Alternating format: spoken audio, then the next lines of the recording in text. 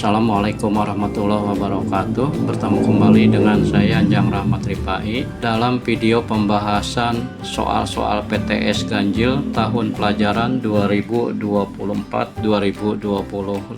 Video ini saya bagi menjadi dua bagian, yaitu video 1 dan video 2. Video 1 membahas soal-soal nomor 1 sampai nomor 10 dan video 2 membahas soal-soal nomor 11 sampai nomor 20. Jadi apabila ingin mendapatkan video kedua, silahkan subscribe channel ini agar pada saat video kedua dirilis mendapatkan notifikasi video keduanya. Baiklah, kita mulai pembahasan ini dari soal nomor 1. Nomor 1, mengapa pada telapak kaki kucing terdapat bantalan berwarna pink? Apa yang menyebabkan paruh dan kaki burung memiliki bentuk yang berbeda-beda? Pembahasan materi tersebut dapat kita temukan dalam cabang biologi, yaitu A. Anatomi, B. Fisiologi, C. Morfologi, D. Ekologi.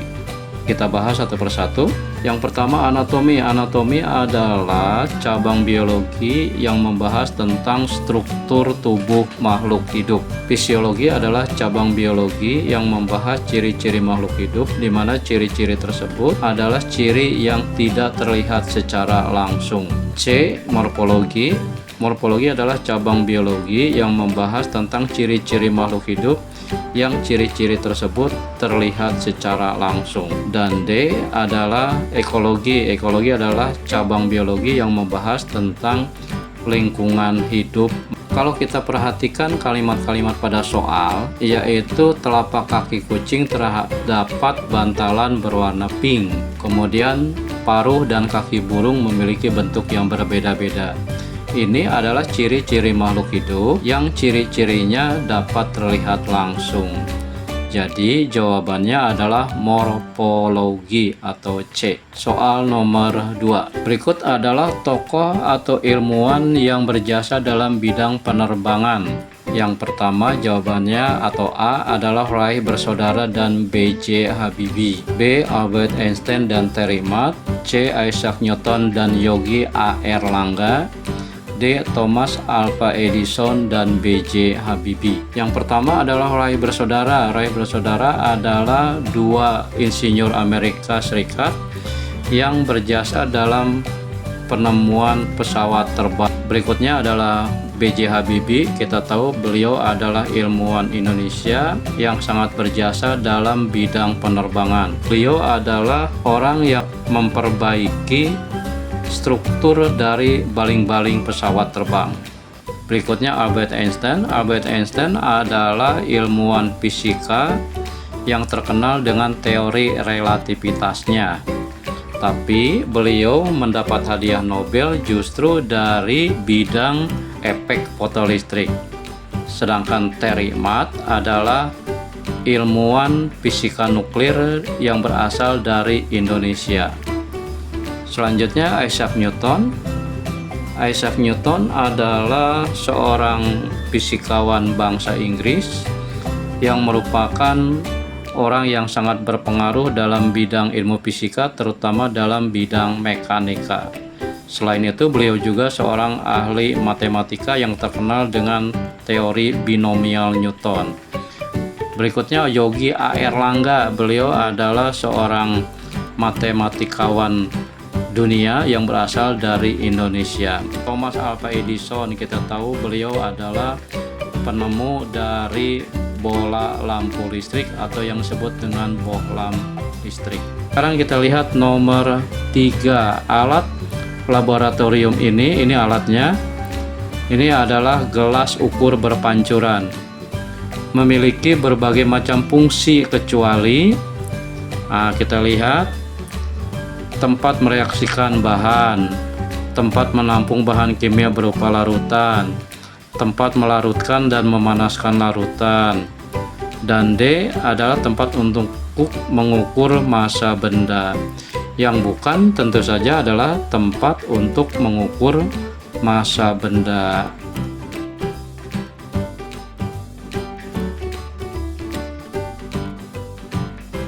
jawabannya adalah D.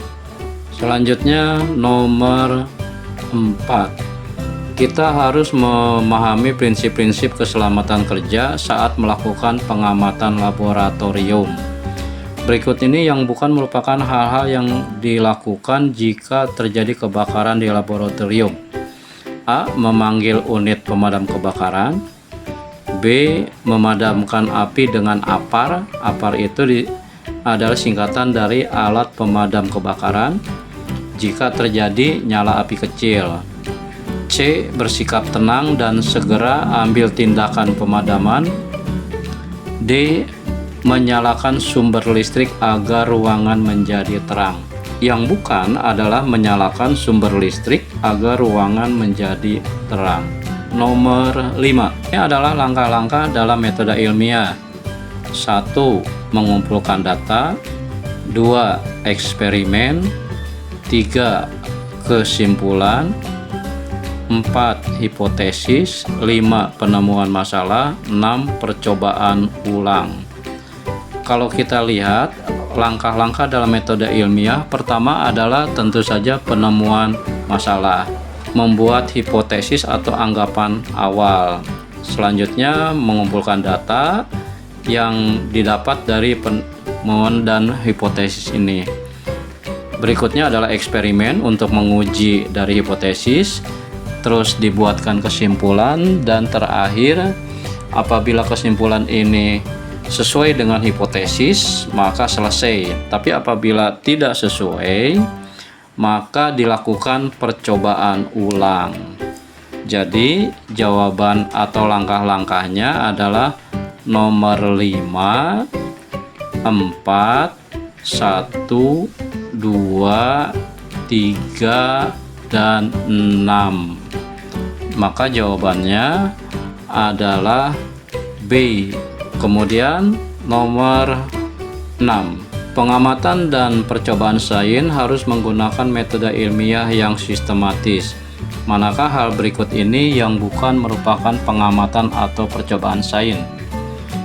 A. Pengamatan pengaruh pupuk kimia terhadap tanaman buah. Ini termasuk dalam pengamatan atau percobaan sains.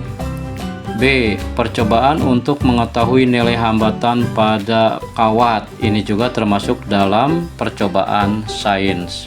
C. Pengamatan pengaruh pekerjaan ayah terhadap pendidikan anak. Nah, ini bukan termasuk dalam percobaan sains. D. Percobaan untuk mengetahui pengaruh suhu terhadap pemuaian. Tentu saja ini termasuk dalam pengamatan atau percobaan sains. Maka jawabannya adalah C. Pengamatan pengaruh pekerjaan ayah terhadap pendidikan anak. Nomor 7. Hipotesis yang kita kemukakan sebelum pengamatan dilakukan dapat diterima atau ditolak. Apa yang sebaiknya dilakukan bila hipotesis ditolak? Jadi apabila itu terjadi maka yang kita lakukan adalah A. Memanipulasi data percobaan. B. Melaporkan teori yang ada di referensi. C. Memperbaiki hipotesis atau mengulang percobaan. D. Memperbaiki data. Nah, jawabannya adalah memperbaiki hipotesis atau mengulang percobaan. Maka jawabannya adalah C. 8. Sekelompok siswa melakukan serangkaian proses dalam menyelidiki nilai hambatan sebuah lampu. Apabila sekelompok siswa tersebut ingin melakukan proses mengkomunikasikan, maka kegiatan yang dapat dilakukan adalah, nah kalau kita lihat jawabannya itu yang paling cocok adalah bagian jawaban D, yaitu menyajikan hubungan kuat arus dan tegangan dalam bentuk grafik. Nomor 9. Seorang peneliti ingin mengetahui apakah suhu pengeringan mempengaruhi waktu yang dibutuhkan untuk selembar kain menjadi kering. Variabel terikat dalam penelitian tersebut adalah, kita lihat kalimatnya, yaitu hubungan antara suhu pengeringan dan waktu yang dibutuhkan.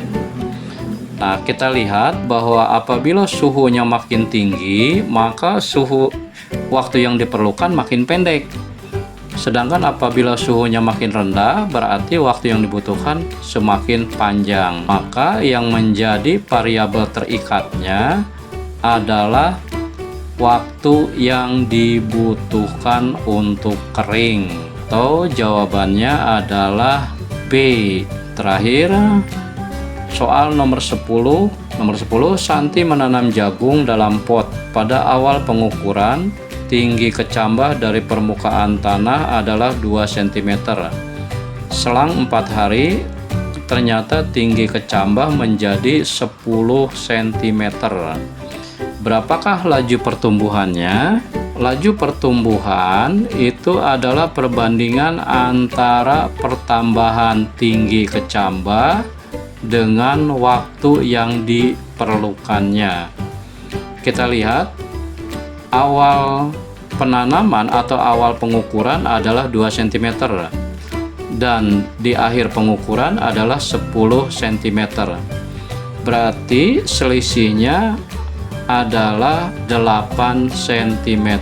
Sedangkan waktunya adalah 4 hari. Jadi yang kita ukur adalah berapakah selisih pertumbuhannya dibagi waktu yang diperlukannya, yaitu 8 cm. Atau dengan kata lain, laju pertumbuhannya adalah 8 cm per 4 hari. Kalau kita hitung menjadi 2 cm per hari, maka jawabannya adalah C atau 2 cm per hari. Demikian video pembahasan soal nomor 1 sampai 10. Saya akhiri sampai di sini. Nanti kita ketemu lagi pada video pembahasan soal nomor 11 sampai nomor 20 pada video kedua. Mudah-mudahan bermanfaat. Billahi taufiq wal hidayah. Wassalamualaikum warahmatullahi wabarakatuh.